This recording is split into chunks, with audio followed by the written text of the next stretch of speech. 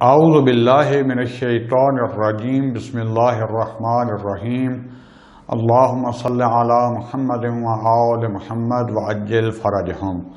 السلام علیکم ورحمۃ اللہ وبرکاتہ۔ ہماری گفتگو چل رہی تھی عالم برزخ اور قبر کے حوالے سے، اور آج کا ہمارا جو موضوع سخن ہوگا وہ ہے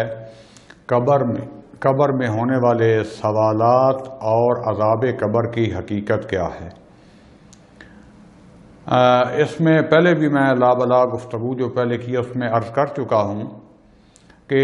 ان مردہ کے لیے جو ہے باقاعدہ جو برزخ کے دروازے کھلتے ہیں جب اس کو ڈیڈ باڈی کو قبر میں ڈال کے اس کے اوپر مٹی وغیرہ ڈال دی جاتی ہے اور مومنین وہاں سے واپس آ جاتے ہیں، تو جیسے جیسے جو ہے ہوا تاریک ہوتی جاتی ہے، مغرب کا وقت اور اس کے بعد اندھیرا چھا جاتا ہے، اس کے لیے عالم برزخ کے دروازے ایسا ایسا کھلنا شروع ہو جاتے ہیں، ملائکہ حاضر ہو جاتے ہیں اور اس سے سوال و جواب شروع کر دیتے ہیں۔ وہ دیکھتا ہے کہ اس کی باڈی پڑی ہوئی ہے، لیکن اپنا جو اس کا مثالی بدن تھا اس کے ساتھ ایک نئی فضا میں معذرت چاہتا ہوں اور ایک نئے ماحول میں تنہا جو ہے وہ وہاں موجود ہوتا ہے۔ لہذا اس لیے کہا گیا ہے کہ پہلی رات جو ہے اس کو تنہا نہ چھوڑیں، کوشش کریں، مستحب ہے۔ ایک تو قبر میں جیسے عرض کیا تھا کہ اس کو آہستہ آہستہ نزدیک لے جائیں، قبر ڈالنے کے بعد اس پر تلقین پڑھیں، کیونکہ یہ جو درمیانے قسم کے مومنین ہوتے ہیں یہ اتنا سخت مرحلہ ہوتا ہے کہ جان کنی کا اور قبر اور اس عالم میں جانے کا کہ وہ مبہوت ہو چکے ہوتے ہیں، جیسے گنگ ہو جاتا ہے بندہ، حیران ہوتا ہے، کوئی سمجھ نہیں آ جاتی، اور آ کے سوال و جواب جب وہ شروع کرتے ہیں تو اس کے لیے ایک بڑا خوفناک مرحلہ ہوتا ہے۔ اس لیے کہا گیا ہے کہ اس کے لیے پہلی رات صدقہ دیں، اس کے لیے نماز ہو سکتا ہے پڑھیں، قرآن پڑھیں،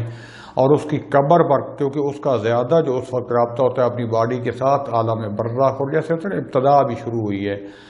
تو اس کے اوپر جو ہے قبر کے اوپر بیٹھ کر جو ہے اگر پہلی رات ہو سکے اس کو تنہا نہ چھوڑیں، یا دوسرے دن اس کی قبر پر قرآن پڑھیں، دعائیں پڑھیں، اور جو ہے اس کے لیے صدقہ وغیرہ دیں تاکہ اس کے لیے کچھ مشکلات جو ہے حل ہو جائیں۔ اس کے بعد جو ہے سوال و جواب شروع ہوتا ہے، یہ ملائکہ آ جاتے ہیں، منکر و نکیر جن کے بارے میں کہا جاتا ہے۔ تو سوال و جواب عرض کیا تھا کہ ایسا نہیں ہوتا جیسے ہم ریاضی کا یا کوئی امتحان لیتے ہیں اور بتاؤ یہ کیا ہے وہ، بلکہ در حقیقت ایسا ہوتا ہے کہ یہ سوال و جواب باطنی ہوتا ہے، جیسے وہ اس کے دل کے باطن کے دروازے کھول کر آگے آئینہ فٹ کر دیتے ہیں، جو کچھ بھی اس کی حقیقت ہوتی ہے، جو اس کے عقائد ہوتے ہیں۔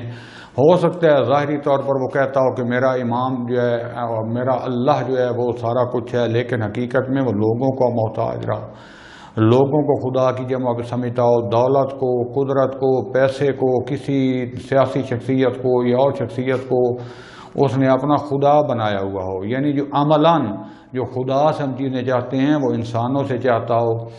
اسی طریقے سے نمبر پلیٹ اس نے جو ہے امامت علی علیہ السلام اور ان کی اولاد کی لگائی ہو، لیکن کردار اس کا جو ہے وہ بنو امیہ والا ہو۔ یہ ساری چیزیں کھل کے سامنے آ جائیں گی، نہ وہاں جھوٹ ہے، نہ یہ ہے کہ چپ ہے، جواب دے رہا ہے نہیں دے رہا۔ البتہ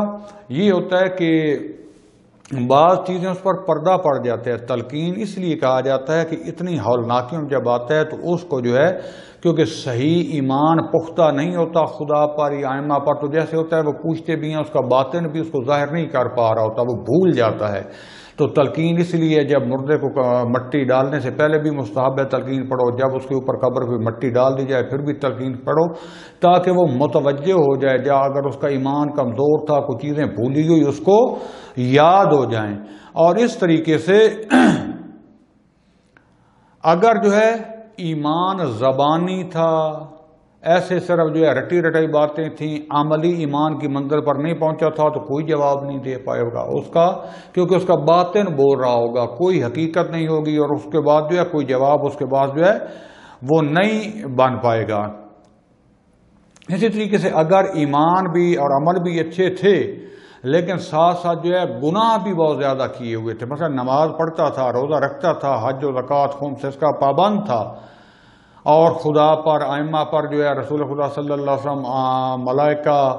معاد، ختمی مرتبات، ان سب پر جو ہے اس کا ایمان تھا، لیکن گناہ بہت زیادہ کیے تھے، تو اتنا گناہوں کا پردہ ہوگا کہ وہ سٹ پٹا جائے گا، جواب دینا بھی چاہے گا۔ جیسے ہم سوچتے ہیں نا کہ جواب آتا تھا، لیکن بعض وقت بھول جاتا ہے، ایسے ذہن میں بندہ گھوم رہا ہوتا ہے کہ یار کیا نسیان ہو جاتا ہے، اس حالت میں آ جائے گا، اور یہ اس کے لیے سخت ترین رات ہوگی، کیونکہ باطن ہر چیز اس کے سامنے کھل کے آ گیا ہوگا۔ بعض چیزیں تو ایسی ہوں گی کہ وہ بھول چکا ہوگا کہ یہ بھی میں نے کیا ہے، یہ گناہ بھی، یہ میرے عمل میں کیسے آ گیا۔ تو لہٰذا جتنا اس کا باطن اگر خوفناک ہوگا تو ملائکہ بھی اس کو خوفناک شکل میں نظر آئیں گے، اور اگر اس کا باطن خوبصورت اور طاہر ہوگا تو اسے ساری جو ہے چیزیں وہ حقیقت وہ ہے خوبصورت، اور ملائکہ بھی نظر آئیں گے۔ اب اسے سوال کھول کے باطن میں آ جائیں گے، من ربوں کا، من دینوں کا، من کتابوں کا، من اماموں کا، یہ سارا جو ہے یہ جو روایات میں آئے ہیں۔ تو اگر اس کا جو ہے ایمان اور عمل، طہارت، اس کا وجود جتنا نورانی ہوگا، اس کے لیے قبر اتنی وسعت جو ہے میں نورانی ہو جائے گی۔ اگر اس کا گناہ گار تھا، اتنی تاریک اور ظلمت اور سختیاں آ جائیں گی۔ اب یہ ہے کہ کتنے سوال ہوں گے، کیا کیا سوال ہوں گے،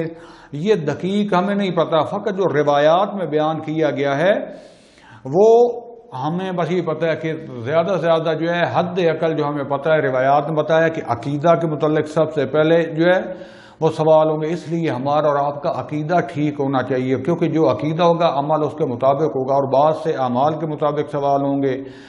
مومن محض جو ہوں گے، عرض کیا، اس کے لیے جو ہے اسی وقت جنت کی طرف سے جیسے ایک دریچہ کھلتا ہے، جیسے ایک دروازہ کھڑکی کھلتی ہے تو اس طرح کھل جائے گا، قبر اس کی وسیع، جتنا اس کا وجود ہوگا اتنی وسعت آ جائے گی،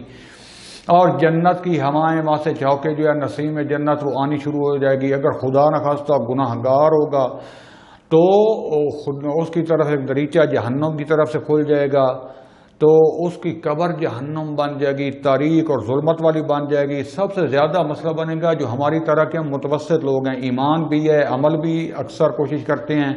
ٹھیک کرنے کی، لیکن بعض اس کے باوجود یا جو مستضعف رہ گئے یا جن کا گناہوں کا کچھ پردہ ہو گیا،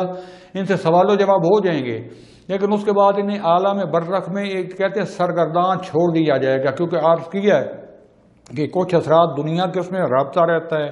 کچھ آخرت کی طرف کیونکہ ابتدا ہو چکی ہوتی ہے، بدن مثالی اور وہ ہو جاتا ہے، لیکن کیونکہ اس کا حقیقت وجود کامل نہیں تھا، وہ سرگردان رہے گا۔ کبھی جو ہے لہذا آپ نے دیکھا ہوگا خواب میں کبھی آ کر کہتے ہیں ہم زندہ ہیں فلاں، کبھی کوئی چیزیں مانگ رہے ہوتے ہیں، کبھی جو دنیا سے یک واقعاً ان کو ضرورت ہوتی ہے، خدا بند ان کو ٹائم دیتا ہے کہ اس میں کوشش کرے، ہو سکتا ہے بعد والے جو ہیں اس کی اولاد، اس کے احباب، اس کے دوستان اگر کوئی اچھے دوست بنائے ہوئے ہیں، وہ اس کے لیے کوئی ہدیہ قرآن کی صورت میں، نماز کی صورت میں، اگر کوئی قضائیں رہ گئی ہیں تو اس کی پڑھوا دیں، اگر اس کا حج و خمس رہ گیا تو اس کی طرف سے ادا کر دیں، اگر اس کا کوئی ادھار کسی کو یہ حقوق رہ گئے ہیں وہ ادا کر دیں، یا اس کے لیے صدقہ کوئی دے دیں، اس کے لیے نماز پڑھ دیں، اس کے لیے جو ہے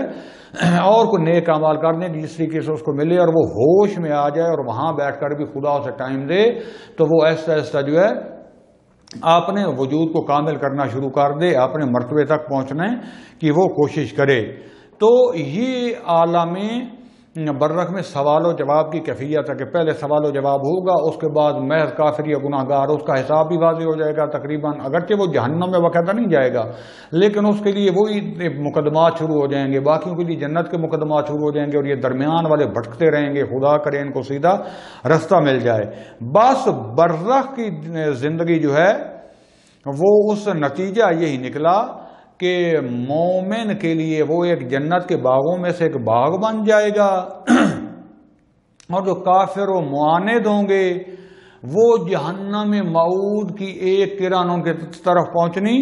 شروع ہو جائے گی، اور وہ ملائکہ جو ہے لوہے کے جو آتشین گرز ہوں گے، اور مثالی جسم کے ساتھ وہ جو سانپ اور بچھو اور خوفناک قسم کی چیزیں وہ اس کو چمٹ جائیں گی، اس کا سکون تباہ و برباد ہوگا، اور وہ رنج و عذاب میں جو ہے جب تک کہ قیامت نہیں آتی مبتلا رہے گا۔ اللہ کرے اگر مومن ہوا گناہ گار تو اس کے یہ پورے ہو جائیں گے، اگر جو ہے مومن گناہ گار کے بارے میں، کیونکہ ایک روایات میں یہاں پر ذکر کرتا چلوں، کیونکہ روایات میں ہے کہ جب بھی مومن فوت ہوتا ہے تو امام علی صاحب نے فرمایا تھا کہ میں آپ کی زیارت کے لیے، آپ کو لینے کے لیے، اور 14 معصوم آتے ہیں،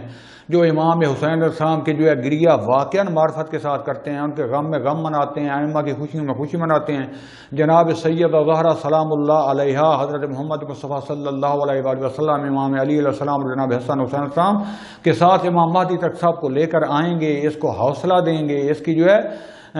خوشخبری دیں گے، لیکن جو گناہ گار مومن ہوگا اس کو یہ زیارت نصیب نہیں ہوگی، کیونکہ اس کا گناہوں کا بوجھ ابھی باقی ہے اور وہ اپنے آپ کو اس مرتبے تک نہیں لا سکا کہ وہ جو ہے ان کی زیارت کر سکے، لہذا یہ سرگردان رہے گا، اور اگر پیچھے سے اس کو ہدایہ پہنچتے رہے اور وہاں جو اس کو ٹائم مل گیا تو یہ کوشش کرے گا جان کو ورنہ وہاں پہنچنے کی، ورنہ یہ بھی مصیبتوں میں مبتلا رہے گا، اس کو بھی عذاب ہوں گے جو جرم اس نے کیے تھے۔ تو یہ اولیاء کی محبت، ائمہ کی محبت جو انبیاء کی، یہ اس کو صحیح طریقے سے آخرت میں قیامت والے دن میں جو ہے کام آئے گی، کہ اس وقت جو بھی مومن صحیح عقیدے والا ہوگا اس کی ان کی شفاعت سے اس کے سارے گناہ معاف ہو جائیں گے۔ لیکن یہ سوچو کہ قیامت آنے سے پہلے پتہ نہیں آپ کو 1,00,000 سال رہنا پڑے، 1,000 سال رہنا پڑے، 100 سال رہنا پڑے، اور پتہ نہیں کتنا عرصہ بھی آپ کو رہنا پڑے، تو اس میں اگر سختی کی زندگی ہوئی، عذاب ہوا، تو کیا کریں گے؟ لہذا ایک روایت ہے، عامر ابن یزید جو ہے وہ کہتا ہے کہ قلت لابی عبداللہ علیہ السلام، میں نے امام ابی عبداللہ علیہ السلام سے پوچھا، انی سمعتک وانت تقول کل شیعتنا فی الجنۃ علی ما کان فیہم، کہ آپ کو میں نے کہتے ہوئے سنا ہے کہ آپ نے فرمایا تھا کہ ہمارا جو بھی شیعہ ہوگا، جیسا بھی ہوگا، اگر گناہ گار بھی ہوگا، قیامت والے دن وہ جنت میں جائے گا۔ قال صدقتک کلہم واللہ فی الجنہ، کہا بالکل تم نے ٹھیک کہا، تم نے سچ بولا، اللہ کی قسم شیعہ جو ہیں یہ سارے کے سارے جنت میں ہوں گے۔ فَكُلُّهُمْ فِي الْجَنَّةِ بِالشِّفَاعَةِ، کیسے جنت میں ہوں گے؟ گناہ گار بھی ہیں، تو فرمایا بِشِفَاعَةِ النَّبِيِّ الْمُطَاعِ او وَصِيِّ النَّبِيِّ، کہ وہ نبی کریم صلی اللہ علیہ وسلم یا جو نبی کے وصی ہیں حقیقی، ان کی شفاعت کی وجہ سے وہ جنت میں پہنچیں گے۔ وَلَكِنِّي وَاللَّهِ أَتَخَوَّفُ عَلَيْكُمْ فِي الْبَرْزَخِ، لیکن وہ کہتے ہیں کہ اللہ کی قسم میں جو ڈرتا ہوں نا تمہارے بارے میں، مجھے خوف ہے وہ برزخ میں خوف ہے، کہ برزخ میں تمہارے ساتھ کیا ہوگا۔ قلت وما البرزخ، میں نے کہا کہ یا مولا برزخ کیا ہے؟ قال القبر منذ حین موتہ الی یوم القیامہ، جب سے انسان قبر میں داخل ہوتا ہے قیامت کے دن تک، یہ سارے کا سارا جو ہے یہ برزخ ہے، اس میں تمہارے ساتھ کیا ہوگا یہ سوچ کے آؤ۔ لہذا مومنین کرام، دوستان عزیز، خدا کے لیے اب بھی خوف کرو، یہ زبان کے گناہ، یہ آنکھ کے گناہ، مخصوصاً جو واٹس ایپ اور سوشل میڈیا، فیس بک، یوٹیوب پر آج کل جو حشر مچائے ہوئے ہے 2 دن کی شہرت کے لیے کہ میں بہت ہوں، فلاں کو میں نے چیت کر دیا، فلاں کی ایسی کیسی کر دی، بعد کا واقعاً حقیقی اختلاف ہوتا ہے۔ اور مخصوصاً آج کل دیکھیں، جو میں بار بار عرض کر رہا ہوں کہ چلو علماء پر اعتراض کریں تو علماء کریں، یا کوئی جو علمی طبقہ وہ کو سوال و جواب کریں۔ جو انجینئر ہے اس کو اگر کوئی عالم انجینئر کے متعلق بات کرتا ہے تو پھر تو آگے کرے کہ عالم دین نے یہ غلط کہا، یہ ٹھیک کہا۔ ایک بندہ میڈیکل میں ہے، ڈاکٹر ہے، کمپاؤنڈر ہے، کوئی ہے نرسنگ میں ہے، تو وہ جو ہے اگر کسی عالم دین نے اس کے متعلق بات کر دی تو وہ آگے توضیح دے یہ ٹھیک نہیں ہے، غلط ہے یہ۔ اور جو بندہ جو ہے مثلا مستری ہے، موٹر مکینک ہے، یا کسی اور کلرک ہے، کوئی پرنسپل ہے، وہ ایم اے پاس ہے، تو وہ اس حوالے سے اگر انسان علوم انسانی کی بات کی ہے تو وہ بھی اپنی رائے دے سکتا ہے۔ لیکن جس نے دین کا پڑھا نہیں ہے، 2-4 کتابیں ترجمہ ہوئی پڑھی ہیں، 2-4 دن گوگل پہ نیٹ پہ سرچ کر کے 4 باتیں پڑھ لی ہیں، یہ بیٹھ کے اب پتہ نہیں محاذ بنایا ہوا ہے، کسی کی ڈیوٹی لگی ہے چاند ٹکوں کی خاطر یا اپنی شہرت کی خاطر، حظ نفس کی خاطر، یہ واقعہ نہ ہو سکتا ہے غلط سمجھتا ہو، لیکن آپ کیا سمجھتے نہیں ہیں کہ دن رات جو زبان سے آپ آگ نکال رہے ہیں اس میں کوئی غلط بھی ہو سکتا ہے، اس عالم کی پارٹی بن کے اس عالم کی ایسی کی تیسی، اس عالم کی پارٹی بن کے اس عالم کی ایسی تیسی، پھر نہ مراجے کو چھوڑتے ہیں یہ روڈ فلاسفر، دن رات یہ جو لگے ہوئے ہیں کبھی خوف خدا آپ کو نہیں ہوا کہ ہو سکتا ہے میں غلطی کر رہا ہوں، ہو سکتا ہے میں تہمت لگا رہا ہوں، میں کہہ رہا ہوں کہ یہ فلاں پیسے لیتا ہے تو شاید وہ نہ لیتا ہو، میں کہہ رہا ہوں یہ ایجنٹ ہے، واقعا وہ ایجنٹ نہ ہو بلکہ اس کی طبیعت متشددانہ ہو اور وہ تھوڑا سا اپنی طبیعت اس کی سخت ہو، یا جو اس کو خود غلط فہمی میں کوئی بات کی ہو یا مجھے سمجھنے میں فرق لگا ہو۔ اب جب دو چار چیزوں سے میں خلاف ہو گیا، پھر اب اس کی ہر چیز میں نقطہ اور اس پر تہمت، اب پھر جو ہے اب اس سے تہذیب سے بات کرنا فائدہ نہیں ہے، اب اس کی ایسی کی تیسی کریں گے، پھر منہ سے مغلظات بکنا، ایک دوسرے کی توہین دینا، ایک مسلمان مومن کی جو ہے دشمنان اہل بیت کے ساتھ نسبتیں بنانا، ان کی کبھی تصویریں، خدا کا کبھی خوف نہیں آیا۔ یہ تبلیغ کا طریقہ ہے، یہ قوم کو بیدار کرنے کا طریقہ ہے۔ یہ قرآن مجید کے مطابق وہی لوگ ہیں جو دین میں فساد پیدا کرنے والے ہیں، جن کو کہا جاتا ہے کہ فساد نہ کرو تو کہتے ہیں انما نحن مصلحون، ہم تو اصلاح کے لیے لگے ہوئے ہیں، ہم تو مصلحون ہیں۔ خدا کا خوف کریں، بعض چیزوں پہ خاموش ہو جائیں جو آپ کی فیلڈ نہیں ہے، اور متنبع بھی کرنا ہے تو اچھے انداز کے ساتھ، اچھے اخلاق کے ساتھ۔ کبھی غلطی بھی ہو جاتی ہے غصے میں، اس کا آپ مقروض ہیں، کل اسی سے جس کی لگے ہوئے اس سے معافی مانگنا پڑے گی تو کل کیا وہ معاف کر دے گا۔ لہذا اپنی اخلاق کم از کم پڑھ لیں، کیونکہ اخلاق کی کتاب آج کل تو ترجمے ہوئے پڑے ہیں، ملا محسن نراقی کی کتاب ہے، گناہان کبیرہ جو ہے شہید عبدالحسین دستغیب کی کتاب ہے، المراقبات ہے، اور کتنی جو ہے منازل السائرین اور پتہ نہیں کیا کیا کتابیں اخلاق کی۔ شیعہ مذہب میں تو کوئی کمی نہیں ہے۔ خدا کے لیے کچھ اس کا مطالعہ کر لیں، دیکھیں کہاں بولنا ہے، کیسے بولنا ہے، نظروں کو کہاں پر استعمال کرنا ہے، پیسے کو کہاں پر استعمال کرنا ہے، کیوں چاہتے نہ چاہتے استکبار کے ایجنٹ بنے ہوئے ہیں۔ وہ ایک بات پتہ نہیں ہوتا کہ وہ شیعہ کرنے والا ہے یا سنی ہے، دشمنی ہے، ناصب ہے یا کوئی اسرائیلی ہے، وہ ایک بحث چھیڑ دیتے ہیں، اور ہم صبح سے شام ہم نے وظیفہ بنا لیا ہوا ہے۔ خدا جانتا ہے، کبھی بیٹھ کے محاسبہ کریں کہ جتنا یہ بیٹھ کے ہم کام کرتے ہیں، اتنا کبھی قرآن کی ہم نے تلاوت کی ہے، اتنا کبھی دین کا ہم نے مطالعہ کیا ہے، کبھی کسی دینی کام میں ہم نے کوئی خدمت کی ہے، کوئی انسانیت کی خدمت کی ہے، کمرے میں بیٹھ کر حتیٰ سروس میں بیٹھے ہوئے ہیں، بیٹھ کے دھڑا دھڑ تہمتیں لگا رہے ہیں، مخالفتیں کرا رہے ہیں۔ کل کیا بنے گا، کل ہمارا حشر کیا ہوگا؟ میں اس کے درس کے آخر میں انشاءاللہ ایک واقعہ بیان کروں گا۔ تو بہرحال یہ جو ہے دوستان عزیز ہمارا جو ہے ہونے والا حشر، اور جب جو ہے سوال قبر کے بعد جو ہے اتنی دہشت ناک حالت ہوتی ہے، خدا جانتا ہے کہ وہاں جو پہلے مردے ہوتے ہیں ان کو پتہ چل جاتا ہے کہ آنے والا ہے۔ بعض بزرگان تو آ کے اطلاع بھی دے جاتے ہیں، اشاروں میں اطلاع دے جاتے ہیں کہ ہمارے ساتھ بیٹھ کے کھانا کھا رہا ہے یا ملنے کے لیے آئے تھے، یا مطلب بتا جاتے ہیں۔ اس طرح کے بعض علماء اپنا بزرگان اور روحیں خبر بھی دے جاتی ہیں، اور وہ انتظار میں بیٹھے ہوتے ہیں، لیکن جیسے وہ مردہ وہاں جاتا ہے، اس کو ملنے کے لیے آتے ہیں تو فوری دیکھ کے کہتے ہیں، روایات میں آیا کہ دعوها فإنها قد افلتت من حول عظیم، کہ اس کو تھوڑی دیر اب کچھ اس کو چھوڑ دو، ابھی اس کو نہ ہلاؤ۔ کیوں؟ کیونکہ اس نے ایک بہت عظیم قسم کی وحشت ناک جو ہے نا جھٹکے سہم کیا ہے، ابھی اس کا حال ٹھیک نہیں ہے، ابھی اس کو چھوڑ دو۔ جیسے آہستہ آہستہ وہ ہوش میں آتا ہے، کچھ جو ہے ٹھکانے پہ آتا ہے، سوال و جواب یہ وہ سارا کر کے، اور اس حال لاکیوں سے کچھ اس کا دل لگتا ہے، پھر یہ بزرگان آتے ہیں اور اس سے آگے پوچھتے ہیں کہ اہل و عیال کا سناؤ۔ بزرگان بعض جن کا اس کو نہیں پتہ ہوتا، تھوڑا بہت ان کو خبر ہوتی ہے، بعض کے متعلق جو ان کو پتہ بھی نہیں ہوتا کہ وہ کیونکہ وہ چلے گئے ہوتے ہیں، اتنے گناہ گار ہوتے ہیں، دوسری طرف کی ان کی ملاقات نہیں ہو سکتی۔ پوچھتے ہیں وہ کیسا؟ کہتے ہیں کہ وہ تو مجھ سے پہلے مر گیا تھا، آ گیا تھا۔ وہ دردناک بہت ان کے غمناک ہوتے ہیں کہ اس کا مطلب ہے وہ گناہ گاروں والی پہ سائڈ پہ چلا گیا اور عذاب میں مبتلا ہے، اور باقی اپنے اہل و عیال کا حالات اور سارے یہ سنتے ہیں۔ لہذا دوستان عزیز، خدا بند عالم نے یہ توفیق دی ہوتی ہے، اس برزخ میں یہ 3 اقسام کی زندگی ہوتی ہے۔ اس کے بعد ایک جو روایات میں آتا ہے کہ اہل برزخ جو ہے دنیا میں بھی آتے ہیں، سیر کرتے ہیں، اپنے گھر والوں سے رابطہ دوستوں سے کرتے ہیں۔ اس کی کیا صورتحال ہے؟ اس کی صورتحال یہ ہے جو روایات میں ملی ہے کہ بعض کا قوت تجرد، ان کا وجود اتنا قوی ہوتا ہے کہ وہ خدا بند عالم کے جلال و جمال کا بھی کر رہے ہوتے ہیں تماشا، یعنی اس کو ملاحظہ کر رہے ہوتے ہیں، لطف اٹھا رہے ہوتے ہیں، اور دنیا میں بھی ان کو اختیار ہوتا ہے۔ وہ آتے ہیں، البتہ وہ اتنا ادھر محو ہو جاتے ہیں دنیا میں کہ کبھی کبھار جیسے ہوتا ہے نا چھٹی ملتی ہے، باہر والے جاتے ہیں، کاموں میں مصروف ہوتے ہیں، 2 3 سال بعد ٹائم ملتا ہے تو کہتے ہیں گھر بھی چلو مل رہے ہیں، دیکھ آئیں۔ اسی طریقے سے وہ اتنا اپنی دنیا میں محو ہو جاتے ہیں کہ کبھی کبھار ادھر چکر لگاتے ہیں۔ بعض ہوتا ہے وہ ان کا رابطہ فقط قبر تک ہوتا ہے، یعنی عالم برزخ میں چلے جاتے ہیں، ان کے جو ہے اتنا وجود کبھی نہیں ہوتا، تو اپنی قبر اور باڈی کے ساتھ وہ تعلق رکھتے ہیں۔ لہذا کہا گیا روایات میں مستحب ہے کہ قبروں پر جائیں اپنے بزرگان اور رشتہ داروں کی، وہاں جا کے مخصوصاً جمعرات اور جمعے والا دن سورج طلوع ہونے سے یہ پہلے کا جو ٹائم ہوتا ہے نا، اس وقت وہ باقاعدہ روایات میں آپ کی بات سنتے ہیں، وہ جواب بھی دیتے ہیں، ہم سن نہیں سکتے،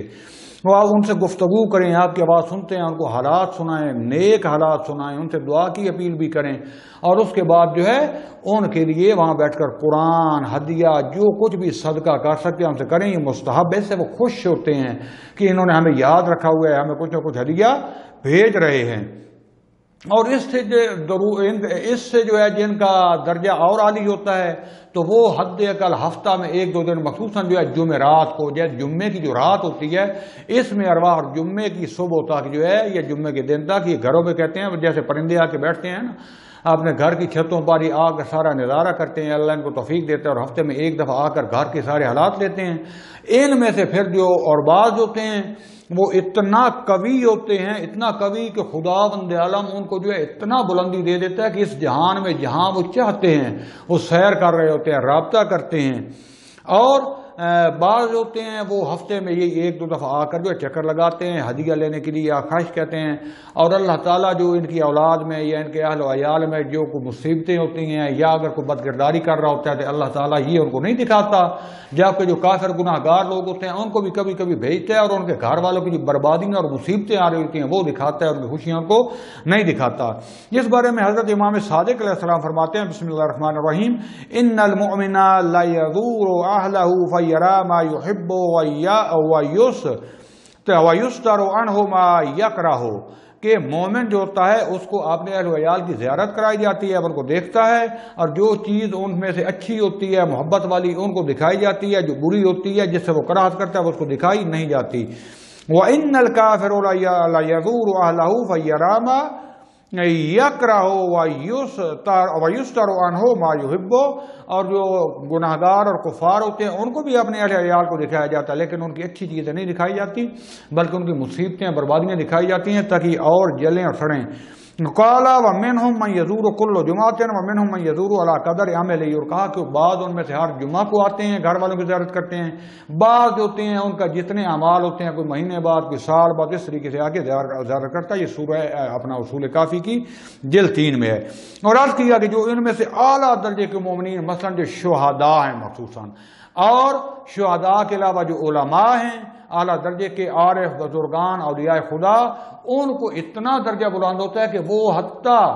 عالم برزخ کے بھی جو جتنی تمام منازل طے کرتے ہوئے ایک حد تک عالم آخرت کی ابتدا میں بھی چلے جاتے ہیں، اور اس دنیا میں بھی خداوند عالم باذن اللہ ان کو طاقت دیتا ہے کہ ادھر آ کر وہ لوگوں کی باتیں سنتے ہیں، ان کی رہنمائی کرتے ہیں اور اللہ کے حکم سے جو ہے مدد بھی کرتے ہیں، ہیلپ بھی کرتے ہیں۔ لہذا یہ تھا عالم برزخ کی زندگی کی حالات۔ اب دیکھیں کہ اب اس کے بعد جو ہے نا اس کی کیفیت کیا ہے کہ جب انسان عالم قیامت میں وارد ہوگا، داخل ہوگا، اس وقت کیا کیفیت ہوگی یہ بعد والے درس میں بیان کروں گا۔ تو یہاں پر میں جو ہے ملا مہدی نراقی جو بہت بڑے عارف گزرے ہیں کہ جن کی کتاب بھی مشہور ہے اخلاق والی جو ہے، ان کا ایک میں واقعہ جو ہے وہ بیان کرتا ہوں کہ کیونکہ عرفا کا بھی خود واقعہ بیان نہیں کرتے، کہتے ہیں کہ ملا نراقی نجف میں ہوتے ہیں، نجف میں ہی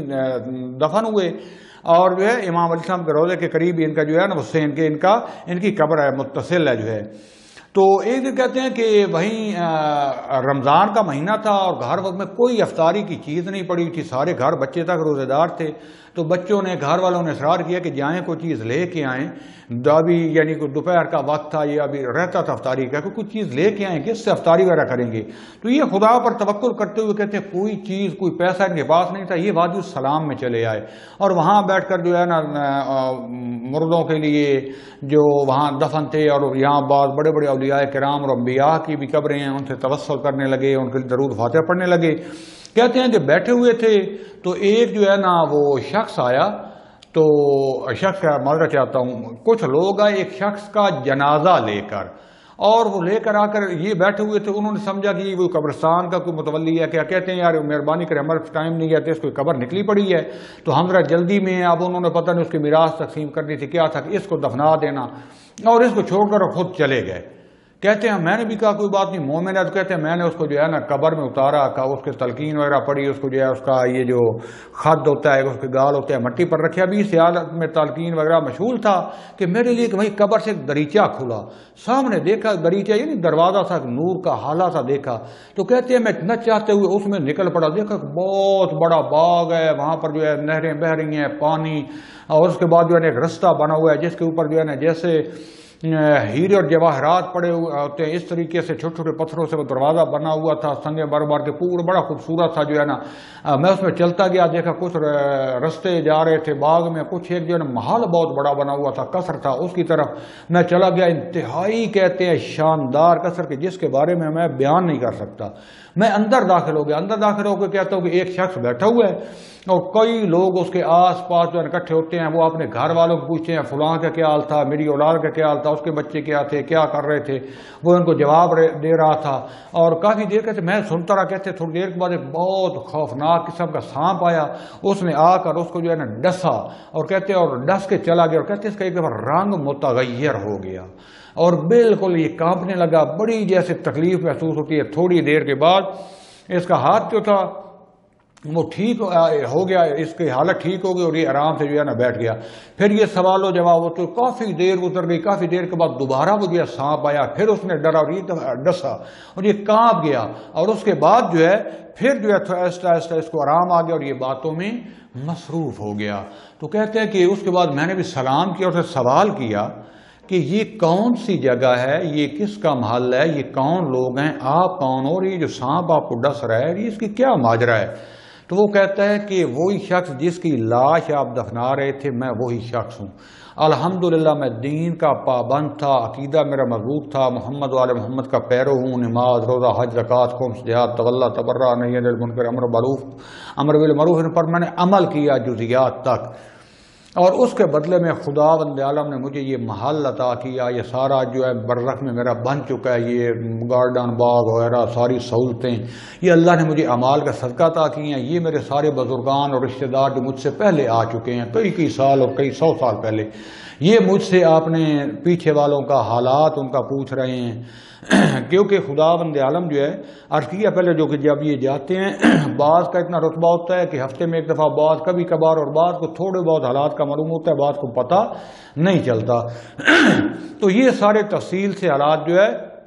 میں بتا رہا تھا. کہتے ہیں مجھ سے سوچی کون سا گناہ اور ظلم میں نے کیا کہ جس سے مجھے یہ سانپ جو ہے میرے اوپر خدا نے مسلط کر دی ہے. تو کہتے ہیں مجھے بتایا گیا کہ ایک دن میں بازار میں آ رہا تھا, وہاں پر ایک دکاندار اور ایک گاہک جو تھا وہ آپس میں لڑ رہے تھے. اور میں کیونکہ ایک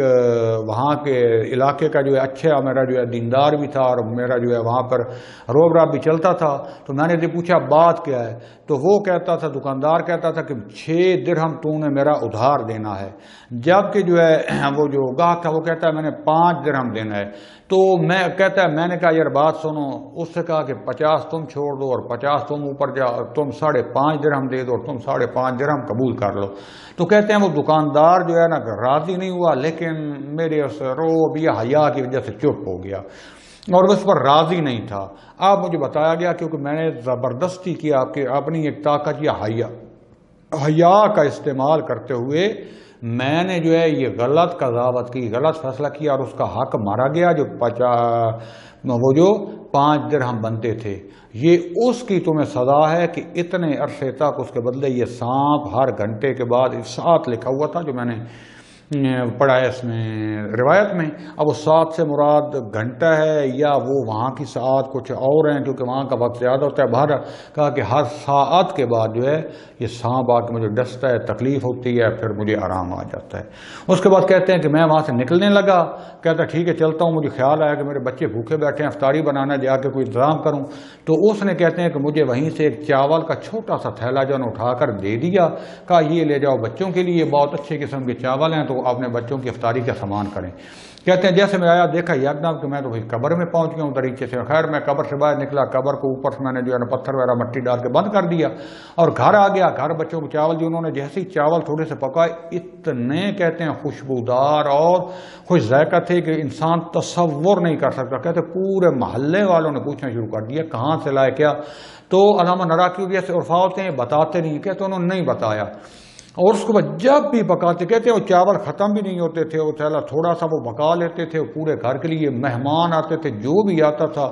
اصلاً جو ہے اتنے خوش ذائقہ خوشبودار ہوتے تھے، محلہ اکٹھا ہو جاتا تھا فلاں۔ لیکن انہوں نے اپنی بیوی کو بتا دیا کہ کسی کے آگے ذکر، کہ بیوی بھی بار بار پوچھی تھی بتاؤ، تو انہوں نے واقعہ بتا دیا کیونکہ ان کی بیوی بھی بہت بڑی عارفہ اور نیک انسان تھیں۔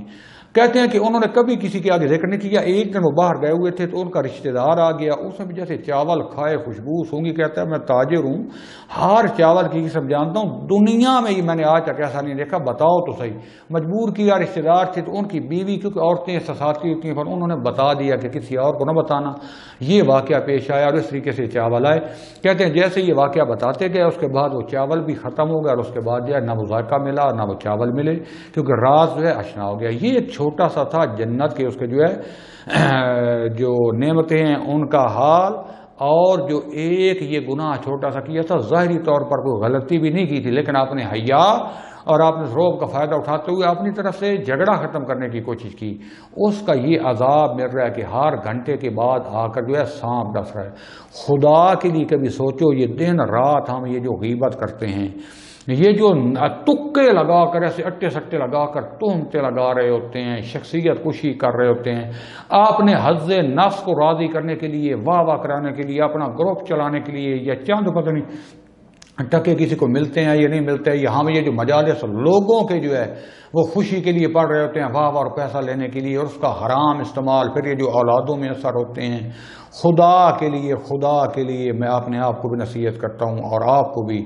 اپنے آپ کو سنبھال لیں، یہ دنیا میں اگلی منزل بڑی سخت ہے۔ خدا بند عالم ہمیں توفیق دے کہ ہم دین مبین اسلام پر جو ہے صحیح عمل کر سکیں، اور اللہ تعالی ہمیں ان گناہوں سے بچنے کی توفیق عطا فرمائے۔ اس کے بعد انشاءاللہ خدا نے توفیق دی تو قیامت میں ورود کیسے ہوگا اور باقی جو آباس ہیں ان پر میں گفتگو کروں گا، وہ بشرط زندگی۔ وصلی اللہ علی رسول الکریم وعلی اولادہ الاطیبین الاطہرین والحمد للہ رب العالمین، والسلام علیکم ورحمۃ اللہ وبرکاتہ۔